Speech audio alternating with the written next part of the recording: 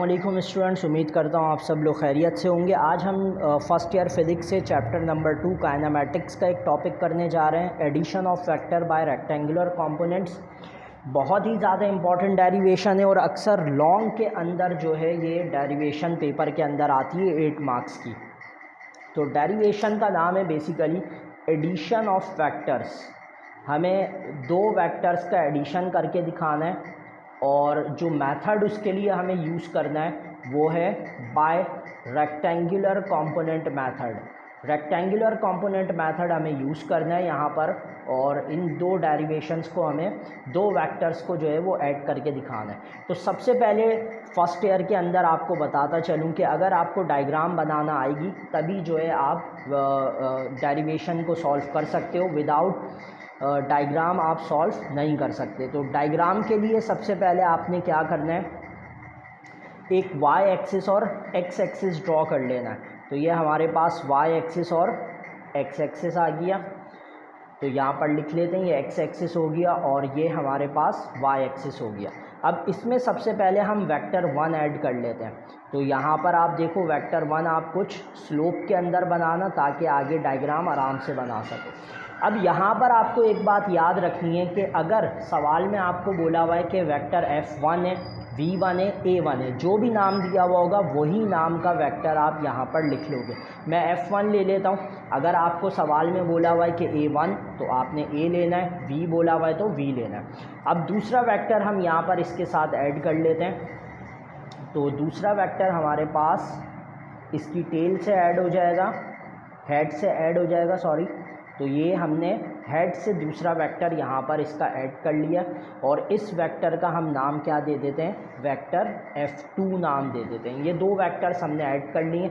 अब आपको पता है जब भी दो वेक्टर्स ऐड होते हैं तो आपके पास एक नया वेक्टर आ जाता है जिसको हम रिजल्टेंट वेक्टर कहते हैं। तो हम यहाँ पर एक नया जो वेक्टर है उसको ऐड कर लेते हैं। इसकी हेड से फर्स्ट वेक्टर की टेल तक ये वेक्टर कंबाइन हो जाएगा, इधर एरो आ जाएगा इसका।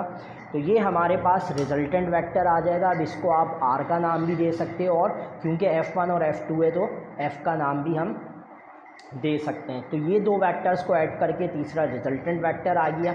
अब आपको पता है कि जो भी वेक्टर हम ड्रॉ करते हैं उसको हम स्प्लिट भी कर लेते हैं। तो यहाँ पर हम वेक्टर 1 को स्प्लिट कर लेते हैं। ये वेक्टर 1 की स्प्लिटिंग आ गई हमारे पास x एक्सिस पर, और यहाँ पर ये वेक्टर 1 की स्प्लिटिंग आ जाएगी y एक्सिस पर। अब आपको पता है जो हिस्सा x एक्सिस पर ड्रॉप हुआ है उसको हम नाम दे देंगे F1x का। बिल्कुल इसी तरह से आपको कहना है। और यहाँ पर ये वाला हिस्सा F1y हमारे पास कहलाएगा। वेक्टर F1 ने जो एंगल बनाया था उसको θ1 का नाम देते हैं, और यहाँ पर जो वेक्टर F2 ने एंगल बनाया होगा उसको हम θ2 का नाम दे देंगे, और जो रिजल्टेंट वेक्टर ने एंगल बनाया उसको हम θ का नाम दे देते हैं। तो ये हो गया हमारे पास F1 का। सेम इसी तरह से हम वेक्टर F2 के को भी स्प्लिट कर देते हैं। तो वेक्टर F2 का हिस्सा ये x एक्सिस पर ड्रॉप हो गया और यही सेम हिस्सा जो है हमारे पास y एक्सिस के ऊपर ड्रॉप हो जाएगा।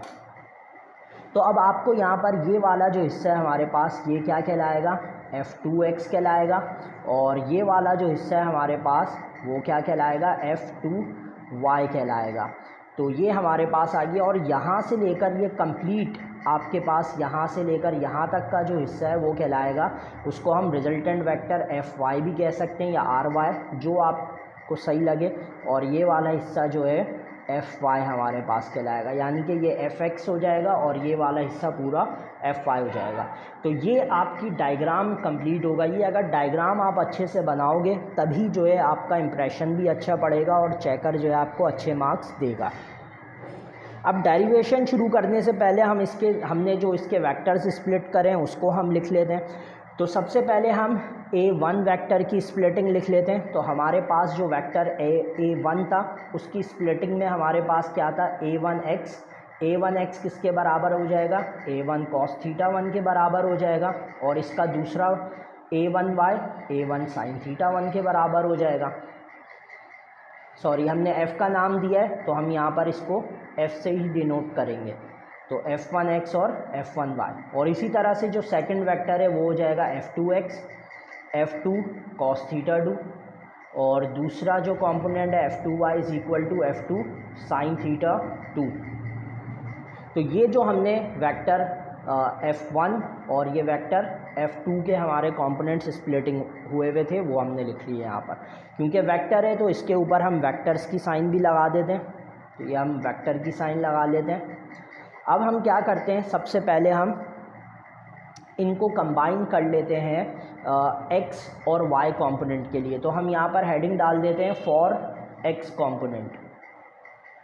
तो x कंपोनेंट के लिए अगर हम कर रहे हैं तो यहाँ पर हम लिख लेंगे fx। तो fx के अंदर हमारे पास f1x और f2x दोनों कंपोनेंट्स हमारे पास यहाँ पर ऐड हो जाएंगे।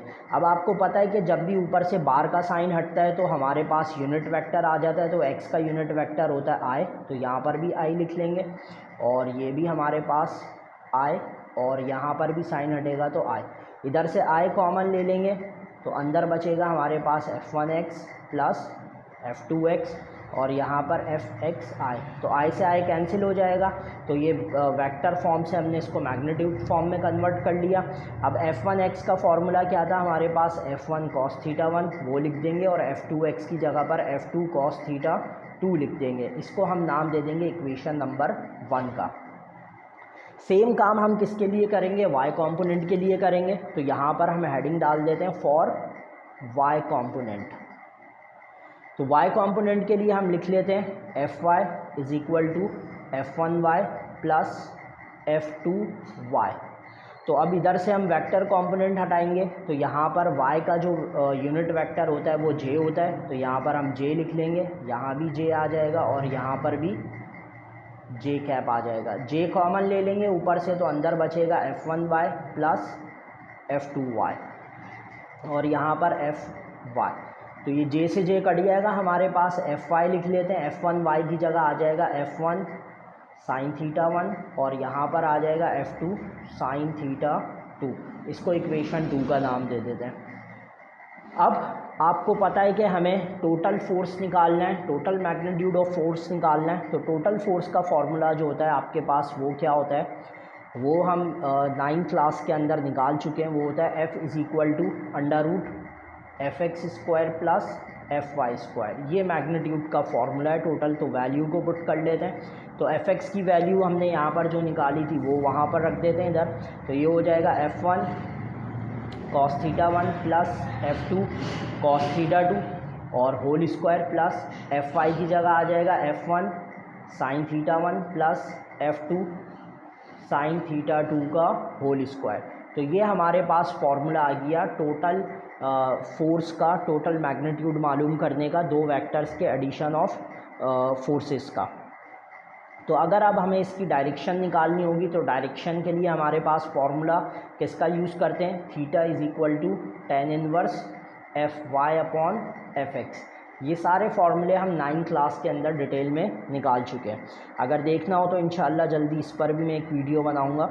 तो theta is equal to tan inverse fy का फॉर्मूला क्या था, f1 sine theta 1 plus f2 sine theta 2 और fx का फॉर्मूला था f1 cos theta 1 plus f2 cos theta 2।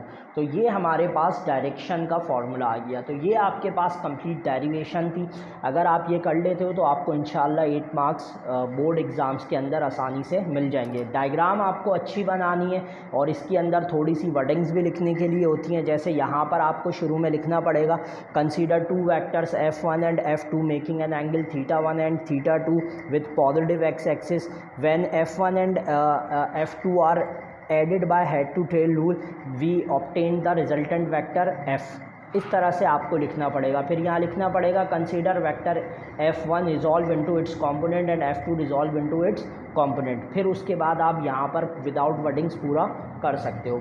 बहुत जल्द नेक्स्ट अगली वीडियो में मिलते हैं। अपना ख्याल रखिएगा। अल्लाह हाफ़िज़।